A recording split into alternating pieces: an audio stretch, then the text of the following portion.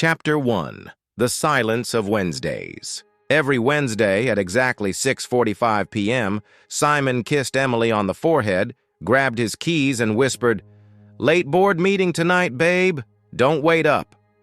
He always wore the same gray blazer, always took the same travel mug of coffee, and always returned after midnight, smelling faintly of stale cologne and someone else's perfume. For 3 years, Emily never questioned it. Because Simon wasn't just her husband, he was her anchor. The man who held her hand through her father's funeral, the man who stayed up all night during her miscarriages, whispering hope into her broken pieces, the man who once wrote her love letters on napkins when they couldn't afford real stationery. But lately, there were cracks in the foundation. It started with the distance in his eyes, like he was there, but not really. Then came the secretive texts, the locked phone, the smile that didn't reach his eyes, and always, those cursed Wednesdays. Emily told herself she was being paranoid. After all, Simon had never given her a real reason to doubt him. He was successful, respected, charming, a corporate attorney on the rise. Everyone loved him, her friends, her mother, even strangers. But it was precisely that perfection that began to feel suspicious, unreal. She tried to shake the feeling. She distracted herself with Pilates classes and floral arrangements. She joined book clubs she never attended. She baked cupcakes she didn't eat. But no matter what she did, Wednesdays became unbearable. Each time he left, a strange chill settled in the house. The silence felt heavier, crueler. She would sit on the couch with the TV on low, replaying memories of them laughing in Paris or slow dancing in their kitchen, and then looking at the door, waiting for a man who no longer walked in like he belonged. Then came the voicemail. 1. Thursday morning, while cleaning the guest room, Emily accidentally knocked Simon's tablet off the nightstand. The screen lit up with a missed call and a voicemail. She didn't mean to listen. She truly didn't. But curiosity isn't always innocent. "Hey, Simon. Yesterday was incredible. I can still feel your hands on my waist. Same time next week? I'll wear that dress you like." Her heart dropped. Emily froze. Her fingers trembled. Her breath caught in her throat. It wasn't just a mistake. It wasn't a misunderstanding. It was betrayal, soft, sensual, and carefully scheduled. Every Wednesday. She didn't cry. Not right away. Instead, her brain went silent. It was a strange kind of grief, one that didn't scream or sob, but suffocated, like someone had punched her soul. The rest of the day blurred. She made dinner. She smiled through it. She let Simon kiss her cheek like nothing had happened, and she told herself, "Next Wednesday, I'll follow him." She didn't need a confrontation, not yet. She needed truth, cold, raw, undeniable, and so the plan began. A week later, wearing black jeans, a hoodie, and the pain of knowing she was being replaced, Emily waited in her car a block away, engine idling, heart racing. She watched Simon exit the house, phone pressed to his ear, smiling like he had secrets he didn't mind keeping. She trailed him carefully through city traffic, past familiar landmarks that suddenly felt foreign. They reached the east side, a part of town where Simon never claimed to go. Then he parked, got out, and walked into a modest brick building with no sign on the door. Emily's hands tightened on the steering wheel. What is this place? A hotel? A private apartment? For 40 minutes, she sat in stillness. Every possible scenario clawed at her mind. Was she about to see him with a mistress, a child, a second life, and then... The door opened, but it wasn't Simon who stepped out first. It was a woman, mid-30s, elegant, confident. Her heels echoed in the empty parking lot. Behind her, another figure emerged, a little boy, maybe 6 or 7 years old, brown hair, blue eyes, familiar eyes. Simon followed last, carrying a backpack and laughing gently. Emily's breath caught. It wasn't just a mistress. There was a child. Simon had a son, and he never told her. Chapter 2. The Other Life. Emily sat frozen in the driver's seat, the engine humming like a mechanical heartbeat, steady but cruel. Her eyes locked on the boy clinging to Simon's hand. The child looked up at him like the sun rose in his smile. And Simon, the man who once begged Emily to try for another round of IVF, looked down at that boy with unfiltered joy. A stranger would think this was a family, a real one. She wanted to scream, to storm out of the car and demand answers. But instead, Emily sank deeper into the shadows of her seat, heart pounding like war drums. She was too shocked to move, too shattered to speak. Simon leaned down and kissed the boy on the forehead. The woman, the same one from the voicemail, ruffled the child's hair, then got into her own car. Simon turned, walked to his sedan, and drove away as if nothing had happened. Emily sat there long after the lot emptied, long after the sunset painted the sky with bruises. Who was that woman? Was she a girlfriend, a secret ex? Had this child existed before their marriage? Or, during, she drove home on autopilot. When Simon returned later that night, she was already in bed, pretending to sleep, back turned. He kissed her cheek and whispered, "Sorry, I'm late. Long night." She didn't move. The lie settled between them like a third body in the bed. The investigation begins. By morning, Emily had a mission. She waited until Simon left for work, then opened his laptop. Password protected. Same with his phone. But she remembered something. The old iPad in the kitchen drawer. The one Simon hadn't used in years. It still connected to his cloud, and that cloud contained everything. Messages, calendar entries, photos. The first image that loaded nearly made her drop the device. Simon, holding the boy at a zoo. Same. Gray blazer, same travel mug. A Wednesday photo dated just 2 weeks ago. There were dozens more. Simon building Lego castles. Simon blowing birthday candles with the boy. Simon asleep on a couch with the child curled into his chest like a mirror of fatherhood. Emily scrolled in disbelief. And then she found the woman's name, Vanessa Carlisle. A quick search showed a LinkedIn profile. Interior designer mid-level. Firm, single mother. Her Instagram was public. It was filled with cozy family photos, none featuring Simon, but all implying a stable, structured life. The child's name, Liam. Born 7 years ago. Emily did the math. That was a year into her marriage with Simon. And the pregnancy must have started while he was already her husband. Her fingers gripped the edges of the tablet. The truth wasn't just betrayal. It was betrayal with history. He hadn't just cheated. He'd created a parallel family and maintained it, secretly, lovingly, while telling Emily she was the only one, while holding her through fertility treatments and promising, "We'll have a family soon." He already had one. Denial, grief, and the seed of revenge that night. She watched him eat the pasta she made. He complimented the sauce. She thanked him quietly. Inside, she screamed. Was Liam an accident? A child he didn't know about until later? But even if so, why hide him?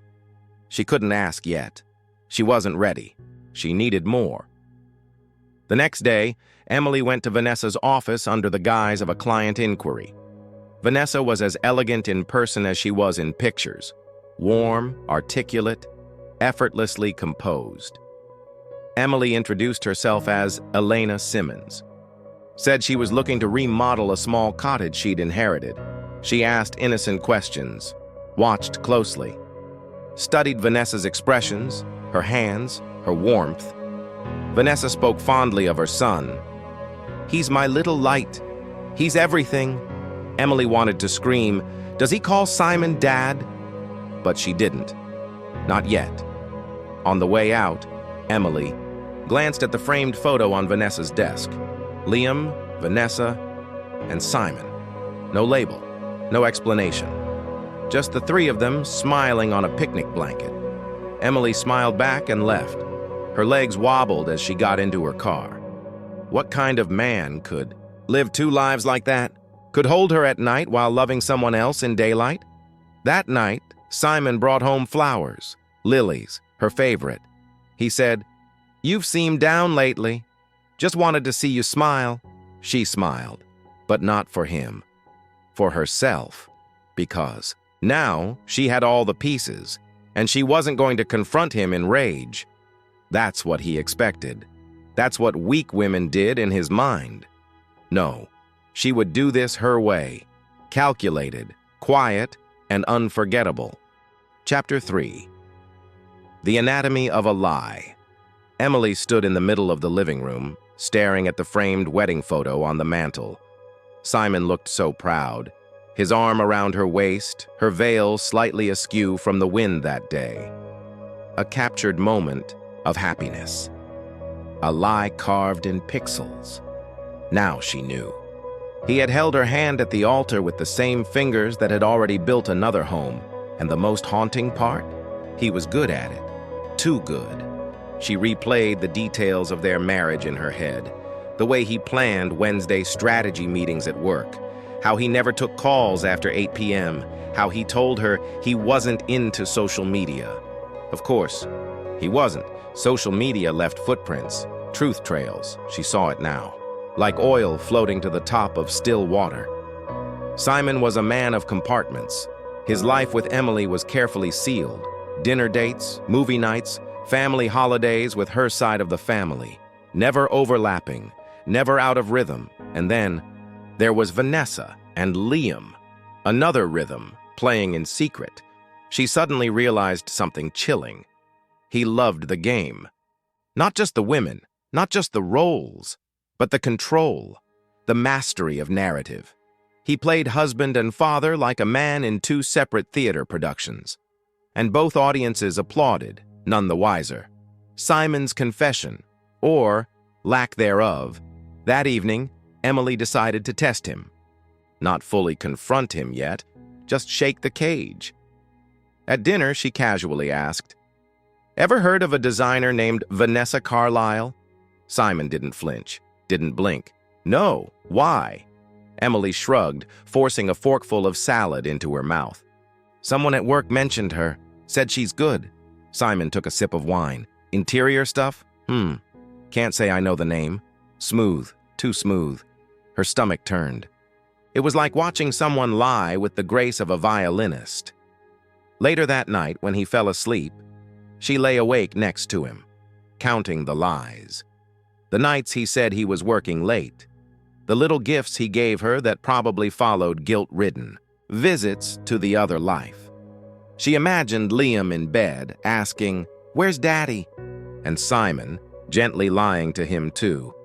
The deepening spiral. Emily stopped eating lunch with her co-workers, stopped returning calls from her mother. Her world shrank into one obsession. Why?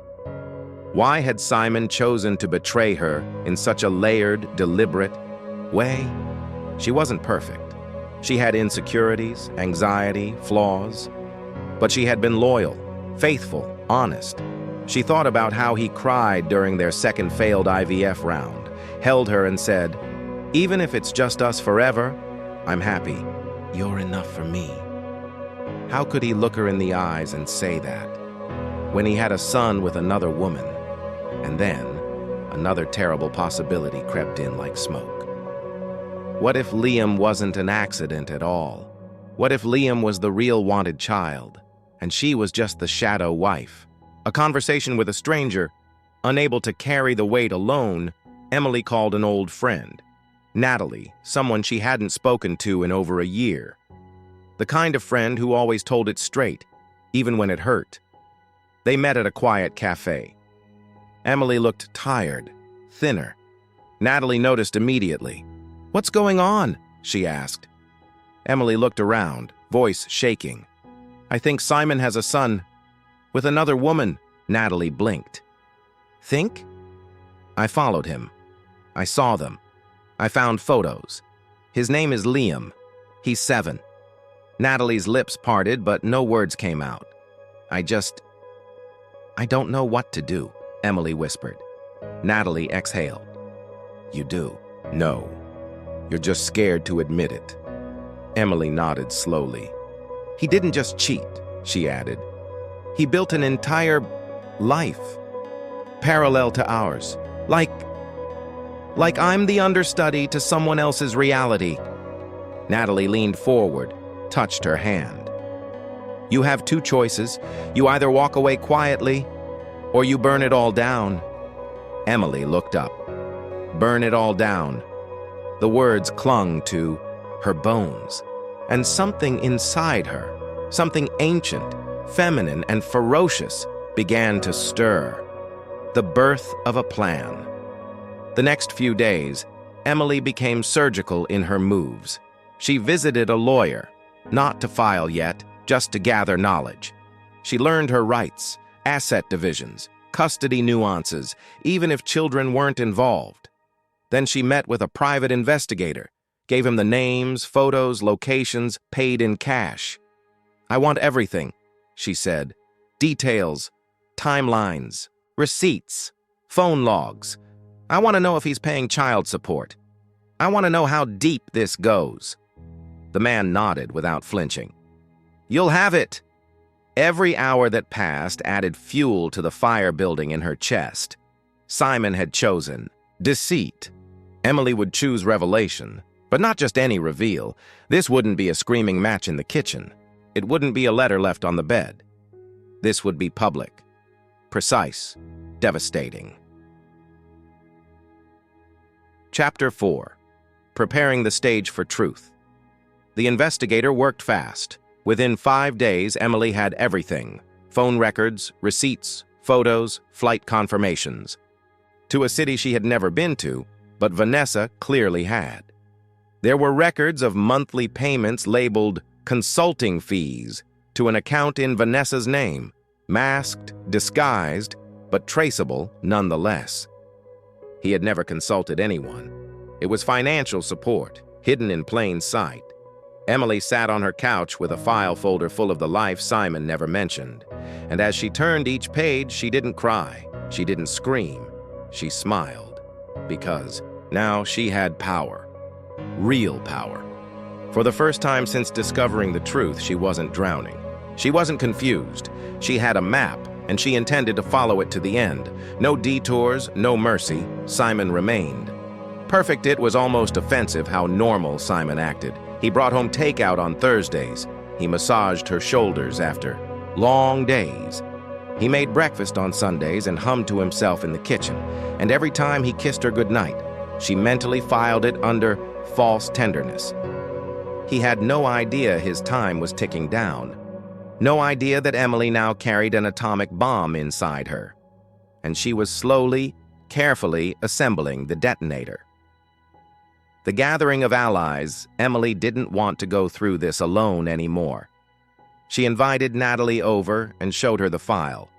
Natalie read silently, her eyes growing wide with every page.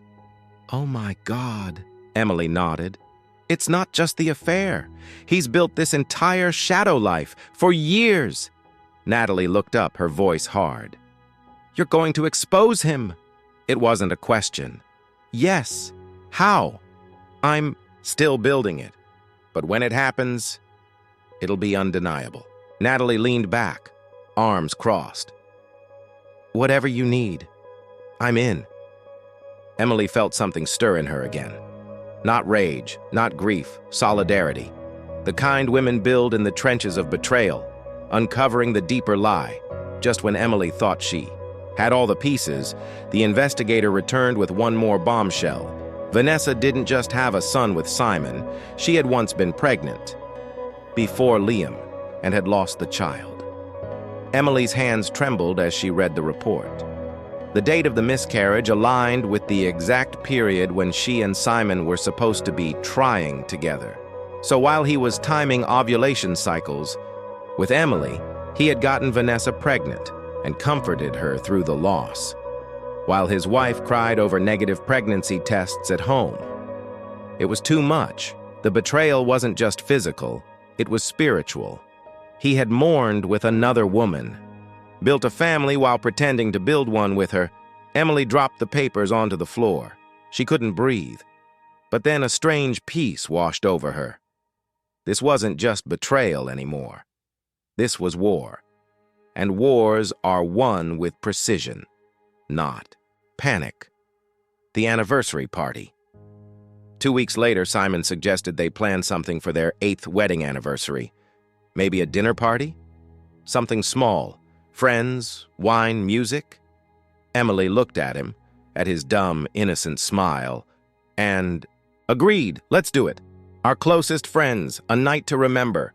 She said it with no irony, no grin, and Simon, the man who had lied to 2 women for years, didn't see it coming. He never saw her coming. The invitations go out. Emily sent physical invitations, elegant hand-designed cards. She invited 10 guests, couples they'd known. For years, Simon's brother and his wife, even Vanessa, yes, Vanessa, disguised under a work alias she knew Simon would recognize, Ms. C design consultant.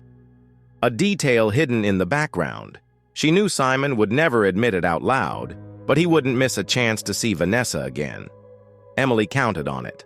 Natalie asked, "You sure about this?" Emily nodded. He doesn't know she's been invited. She doesn't know it's a trap. And Liam? Staying with her parents, I assume. She never brings him to events. Natalie shook her head. "You're ruthless." Emily sipped her wine. "I'm awake." The calm. Before the eruption, the night before the party, Emily couldn't sleep. She wandered the house barefoot, taking in the details, the couch they bought together, the bookshelves he built, the kitchen table where they once planned baby. Names. It was all about to collapse, and she would be the one holding the match, but instead of fear, she felt serenity. Truth was coming. It would hurt. It would scar.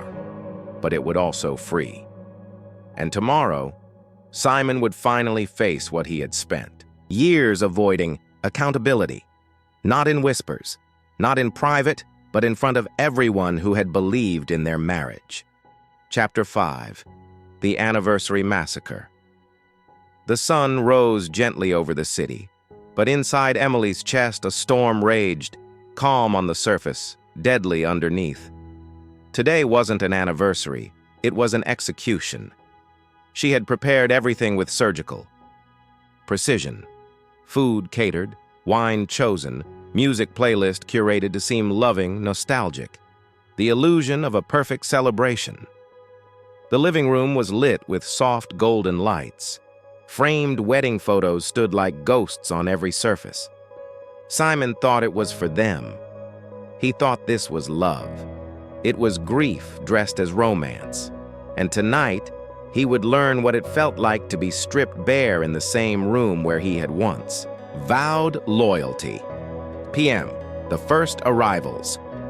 The doorbell rang and the first guests trickled in. Colleagues, old friends, smiles, hugs. Emily greeted each with warmth that was both genuine and masked, because deep down, she was glad to see them. They were witnesses, and tonight, witnesses mattered more than anything. Simon stood beside her, laughing, kissing cheeks, pouring drinks. He looked proud, so unaware, so rehearsed, like a man accepting an award for a performance he'd never realize was already exposed. 4:45 p.m. She walks in. Emily saw her the second she stepped into the house. Vanessa, hair curled, dressed in emerald green, holding a polite smile that didn't reach her eyes. Simon froze, just for a split second. But Emily saw it, the flicker of shock, fear, guilt. He quickly recovered. Vanessa. "I didn't know you were—" She cut him off, glancing toward Emily. "She invited me. I was surprised too." Simon turned to Emily, his voice falsely casual. "You invited her?" Emily nodded with a smile. "Of course. She's a friend. Of yours, right?" He opened his mouth to say something, but what could he possibly say? Every lie he might reach for had already begun to collapse, and Emily was still smiling. 15 p.m. The toast. Emily clinked her glass lightly with a spoon. "Everyone," she said, voice clear and calm, "thank you for being here. Tonight marks 8 years of marriage for Simon and me, 8 years of shared dreams." Simon beamed, a hand on her waist. "But also," she continued, 8 years of hidden truths." The room quieted. Simon shifted beside her. "I want to share something personal tonight, because I believe love without honesty isn't love at all." Simon chuckled nervously. Maybe we should..." Emily raised a hand. "I'm not done, Simon." She turned to the guests. "I found out recently that the child I've raised, the son I believed was ours, isn't biologically mine. And that's okay, because I loved him with all my heart. But what I didn't know, what no one knew, is that Simon had a second life with Vanessa." All heads turned. Vanessa's wine glass trembled slightly in her hand. He's been supporting her, lying, sneaking, flying to see her under work trips, financial records, phone logs, hotel stays. Simon stepped forward, pale. "Emily, please. This isn't..." "Don't," she snapped. "You had your chance to explain, and you chose silence, so now I choose truth." Gasps echoed around the room. One guest, Simon's own brother, muttered under his breath, "Jesus Christ!" 7:25 p.m. Vanessa's collapse. Vanessa broke. Tears spilled over, and she whispered, "You said she'd never find out." Simon spun toward her. "Vanessa, you said you'd leave her eventually. You said this wouldn't happen like this." Emily's face hardened. "And there it is. The rest of the lie." She turned to the guests again. "I don't need your pity. I invited you here so I could end this facade in front of the people who mattered to us." She looked directly at Simon. "I won't scream. I won't beg. I won't humiliate myself the way you humiliated me in secret." She reached into a drawer, pulled out a folder, and handed it to him. Divorce papers, signed, notarized, with full custody of her heart. 30 p.m. Exit. Music. Simon didn't speak, couldn't. He stood in the center of his perfect little party as it crumbled around him. Friends avoided his eyes. One couple got up and left in silence. Vanessa stood shaking, alone, mascara streaking her cheeks. Emily turned off the soft jazz and clicked on a different song. Back to Black by Amy Winehouse. The room filled with aching, and she walked out, head high, alone, but whole. Later that night, Emily sat on her porch with a glass of wine and the night breeze on her skin. Natalie joined her, silent, and for the first time in months, Emily didn't feel like a woman unraveling. She felt like a woman reborn. The truth had a cost, but lies, they bankrupt the soul, and she had finally stopped paying Simon's debt. Chapter 6. Uncovering Vanessa in the aftermath of Emily's explosive revelation, Simon was a shattered man. But Emily? She wasn't done, because truth, once set free, doesn't just sit quietly in a corner. It spreads, it infects, and sometimes it demands more. A quiet morning. After the storm, Emily had thought that telling the truth would be enough, that signing the divorce papers and walking away with her dignity intact would bring closure. But closure doesn't always arrive when the door is shut. Sometimes it lingers behind, whispering, "There's more."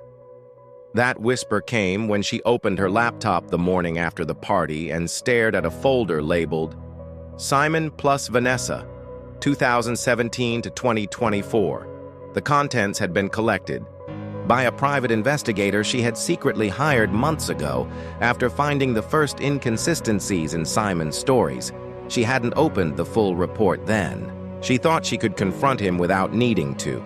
Now she realized she hadn't even begun to understand the full betrayal. Vanessa wasn't just a mistress. What Emily discovered made her blood run cold. Vanessa wasn't just a one-night mistake. She wasn't even just a secret relationship. She had roots in their lives.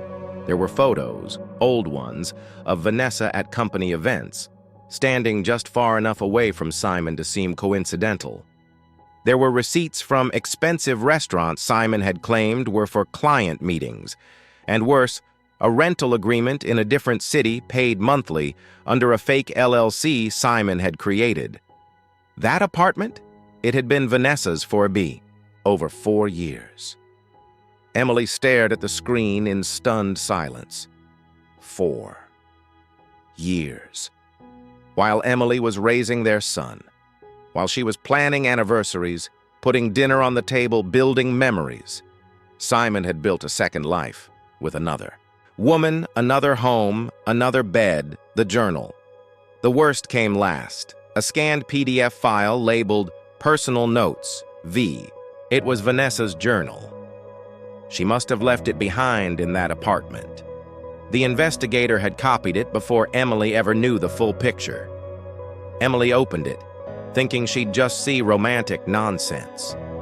She was wrong. Vanessa wrote in detail about her relationship with Simon and her resentment toward Emily. She has everything. The house, the name, the kid. I deserve more than to be his shadow. One day, he'll leave her for me. And then, farther down, he swears the child isn't his. But even if he is, I'm the one he truly loves.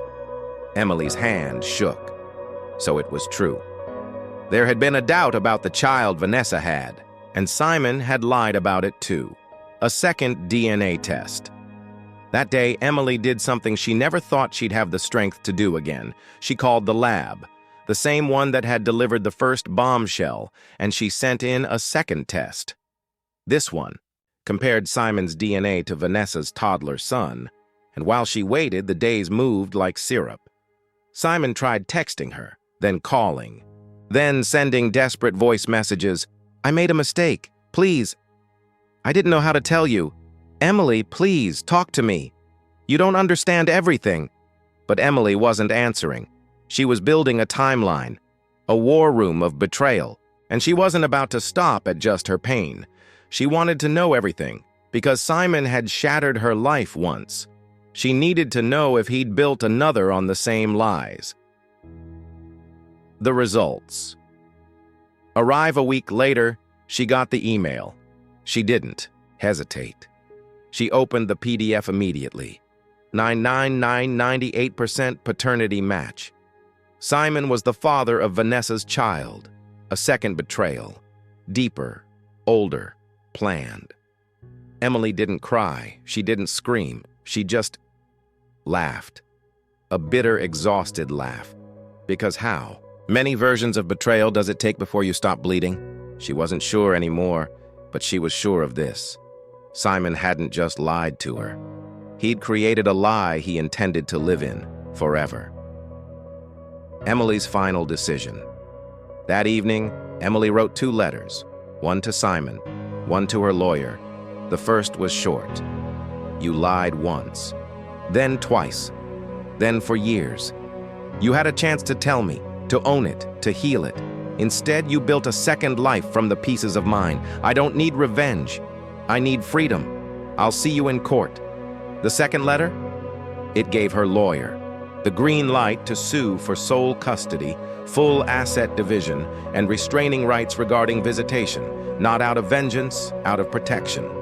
For herself and for the child Simon had never deserved. Chapter 7. The Courtroom. Truth. The courtroom smelled like old wood and stale anxiety. Emily sat straight-backed on the plaintiff's side, her hands folded neatly in her lap. Her lawyer, a composed but razor-sharp woman named Deborah Klein, whispered final notes into her ear. Simon was already seated on the opposite bench. His suit was crisp, his face freshly shaven, but his eyes were a storm of regret and denial. Vanessa sat behind him, hidden under oversized sunglasses, nervously twisting a tissue in her hands. This wasn't just a divorce hearing. This was war. Cold, legal, and exacting. The first blow. Deborah stood first. Her voice was calm, but each word landed like a hammer.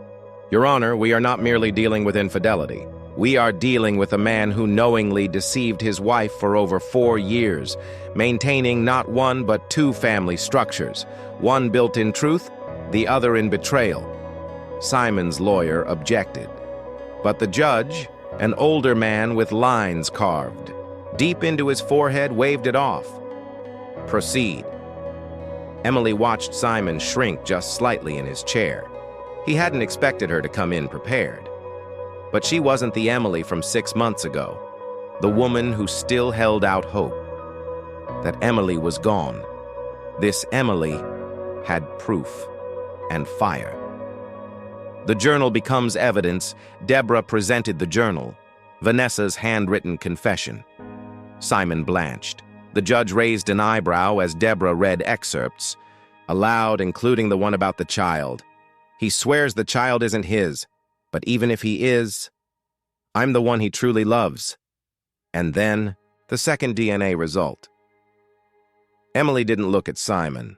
She couldn't, but she could feel the temperature in the courtroom drop. Even the judge leaned back, visibly disturbed. So, Deborah said slowly, Mr. Whitman has not only betrayed his wife, but fathered a child with his mistress, maintained a second residence, and lied under oath during preliminary proceedings.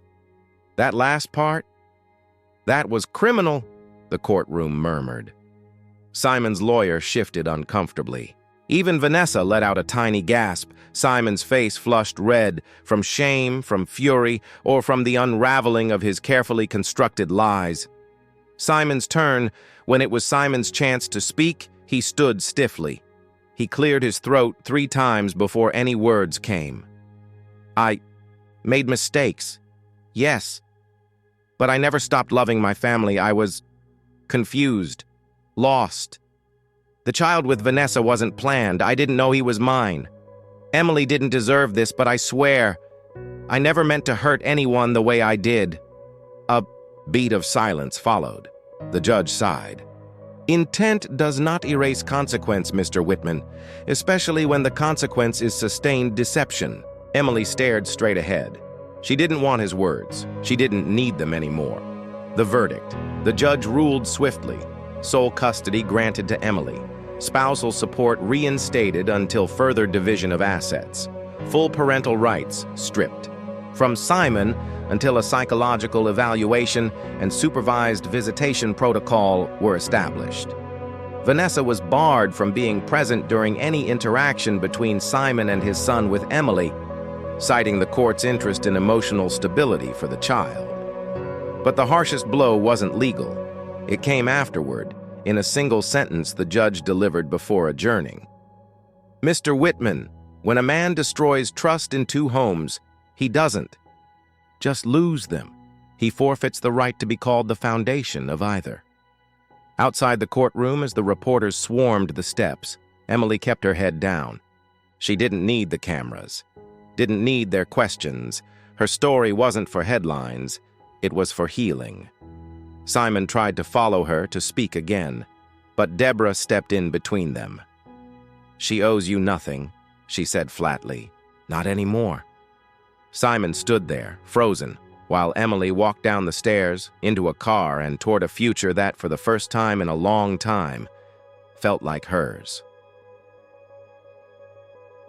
Chapter 8. Letters. He'll never read. It was quiet again. Too quiet. The house that once echoed with bedtime stories and soft laughter now felt sterile. Clean. Controlled. Emily moved through it with measured grace, a woman who had bled but refused to bleed forever. Some wounds stay open, others you stitch yourself. Rebuilding in silence weeks had passed since the final court ruling. Simon hadn't attempted to contact her directly again, at least not since the restraining order made it clear she wouldn't tolerate blurred boundaries. Vanessa had disappeared from social media entirely. The gossip had started to die down, but inside Emily, something still pulsed. A question, not for Simon, for herself. How did I not see it? That question clawed at her in the quiet hours, especially when her son, Ethan, asked about Daddy. She never spoke Simon's name anymore. She simply answered in metaphors a 5-year-old could accept. Some people forget how to love the right way. Daddy made choices that weren't safe for us. We're still a family, just a different kind now. Ethan would nod, distracted by toys or breakfast, his world still mercifully small. But Emily's? Hers had split open and forced her to rebuild from ashes. The letters one evening, while organizing a drawer she hadn't touched in years, she found the old shoebox. Inside were letters, not to her, from her. Dozens of handwritten notes, folded in careful symmetry, each one written during her pregnancy. Notes she had once planned to give to Simon on Father's Day. She had never delivered them. Not because she didn't love him, because something in her had always known something wasn't right. Hands trembling, she opened the first. I can't wait to watch you hold our son. I know you'll cry. I know I will too. She folded it shut, heart aching. Each letter was a time capsule of love offered to a man who never earned it. And still, she hadn't thrown them away. Why? Was it hope? Sentiment? Grief? She sat on the floor, letters around her, surrounded by the ghost of a love that had never truly existed. A different kind of goodbye. She didn't burn them. She didn't tear them up. Instead, she repurposed the same box, placed all the letters inside, and drove alone one afternoon to a place no one knew about. A trail in the woods where she used to hike before marriage, before motherhood, before betrayal. At the top of the hill stood a clearing with a bench. She placed the box underneath it. No ceremony, no speeches, just a soft whisper. You'll never read them. But I needed to write them, and I need to let them go now. The wind rustled the trees. It almost sounded like a sigh. And just like that, the weight began to lift. Not all of it, but enough. A spark of new back home. Ethan ran to her, arms wide. Mommy! I drew us. It's you, me, and a dog. Can we get a dog? She laughed, a real laugh. Not bitter, not forced. Maybe someday. He beamed. In that moment, she realized something that had been waiting quietly beneath the pain. She was enough. Ethan had never needed Simon's DNA to feel safe, and Emily had never needed Simon's validation to be whole.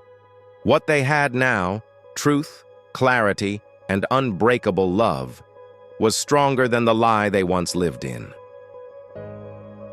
Reclaiming identity, Emily changed her last name.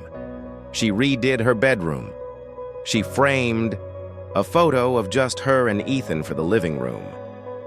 She started writing again, something she'd abandoned during her marriage.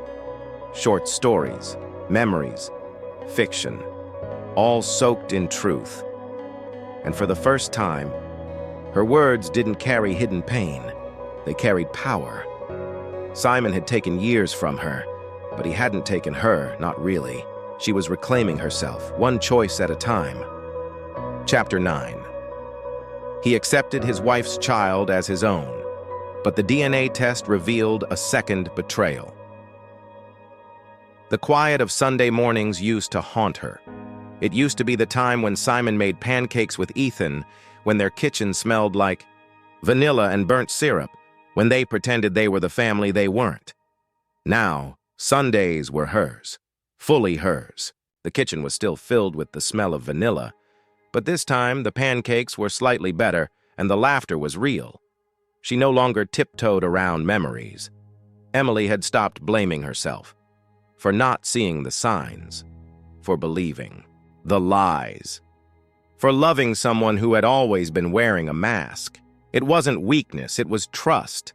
And trust wasn't her failure, it was his betrayal. That morning, as she watched Ethan smear too much peanut butter on his toast, she smiled. Not because everything was perfect, but because the silence didn't feel heavy anymore. It felt earned. Simon had tried to make contact again, this time through a lawyer. Not to see Ethan, but to discuss what he called a fair division of the house they once shared. He still believed he had the right to carve pieces out of her life, to stake claims on things he didn't build. Emily didn't respond directly. She let her attorney do the talking. Her only message was silence, thick with boundaries and finality. She'd learned the difference between forgiveness and access. She didn't hate Simon anymore. She pitied him, because he would never get to know the version of Ethan that grew from love, not lies. He'd never see how Ethan's eyes sparkled when he figured out a puzzle, or how he liked to tuck his toy dinosaur beside him in bed. Those moments belonged to her, because she stayed, because she protected, because she chose truth, even when it burned. Some people never understand the weight of their choices until it's too late. Simon was one of them. A week later, Emily got an unexpected message, not from Simon, from Vanessa. It was a short email, no greeting, just a few lines typed like a confession. He lied to me too. He told me he'd never stop loving you. I thought I won. I didn't. I just ended up alone. I'm sorry. Emily stared at the screen for a long time. No anger rose in her, no triumph either. Just quiet. She didn't reply. There was nothing left to say. Pain had been passed like poison between all of them, but Emily had stopped drinking from the cup. Let them live in the wreckage they made together. She was building something new. Brick by honest brick. That night, Ethan asked her, "Why don't we have a daddy?" She sat beside him on the bed, pulled the blanket over his shoulders, and thought carefully. Because some daddies don't know how to love the way they should. But you have me, and I'll always know how. He seemed satisfied with that. And she was too. Later, when he was asleep, she opened her journal and wrote something without stopping.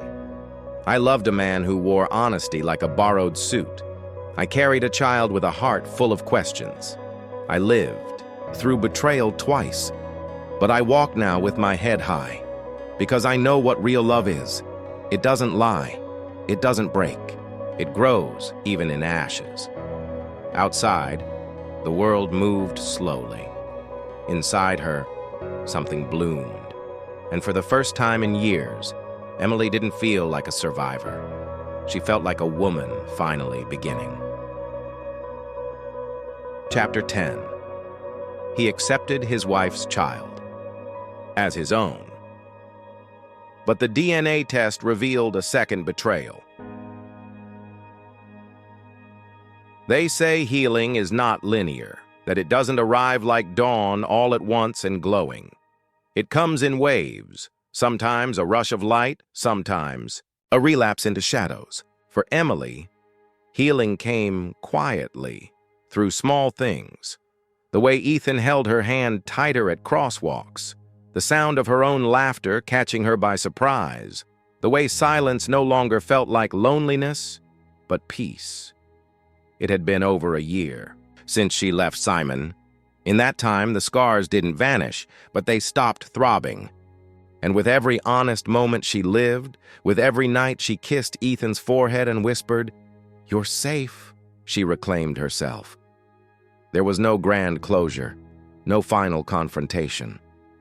Simon faded like a cold season, harsh while it lasted, then gone without ceremony. He eventually settled in another city, or so she heard. Vanessa, too, had moved on, though no one knew exactly where to. Their betrayal, once a storm, had become irrelevant, just ghosts with no power. Emily stood at the threshold of a new life, not defined by survival, but intention. She'd returned to her love of painting, something she hadn't done since college. What began as a hobby became a lifeline. She painted at night when Ethan slept, brushing out pain, memory, and hope in every stroke.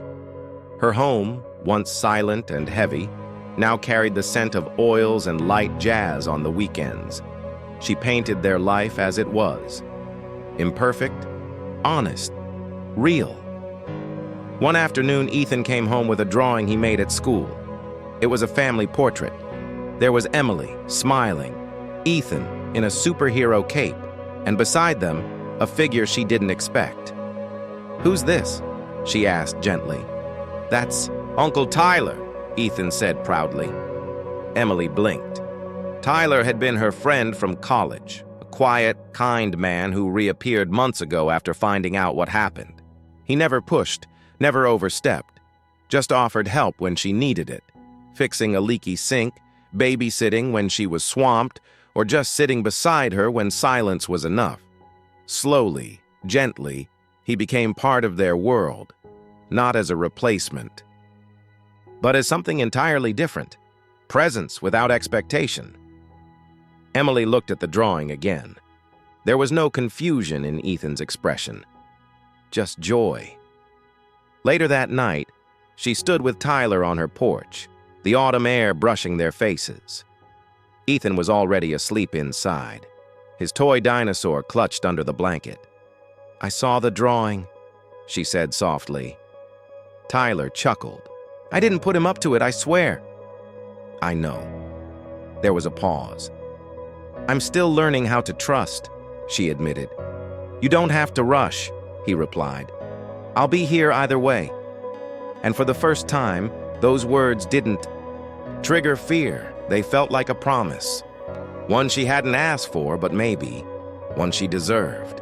Weeks turned to months. Seasons changed. Emily didn't label anything. She didn't need to. All that mattered was that her heart was no longer closed. It had been bruised, cracked, betrayed, but not broken beyond repair. One night she sat down to write. Not a journal, not a letter, just a truth she needed to say out loud. "I carried a lie as if it were love. I loved a child who wasn't mine by blood but became mine in heart. I watched the man I trusted fall apart by his own deception, and I refused to fall with him. I am not what was done to me. I am what I chose after. I chose to love anyway. I chose to stay soft. I chose to rise." If you've ever trusted someone who shattered that trust, if you've ever carried a burden you didn't deserve, or walked away from someone you once called home, know this: you are not broken. You are not naive. You are someone who dared to love, even in a world where love is sometimes a weapon.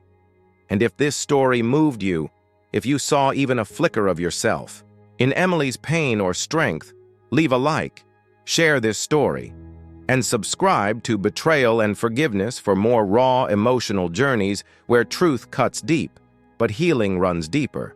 Because sometimes the only way forward is through the fire.